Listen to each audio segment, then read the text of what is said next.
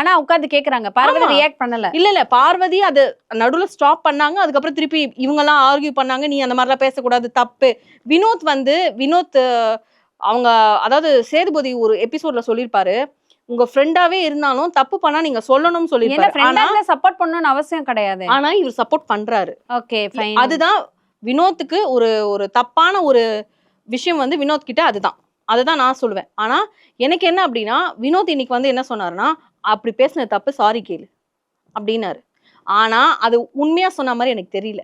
நீ மாட்டிப்படா, சாரி கேட்டு வந்துருடான்னு காப்பாத்தின மாதிரி இருந்துச்சு. தப்ப உணர்த்தல, ஆனா நீ சாரி கேட்டுடா இல்ல மாட்டிப்ப அப்படிங்கிற மாதிரி சொல்லிட்டு வந்த மாதிரி.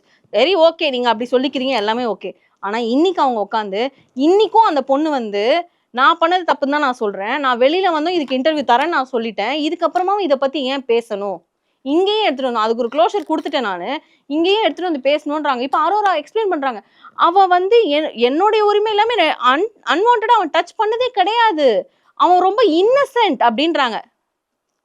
அரோரா நீங்க உங்க எங்க வேணா டச் பண்ண விடுவீங்க, அந்த மாதிரி எல்லாரும் இருந்துருவாங்களா?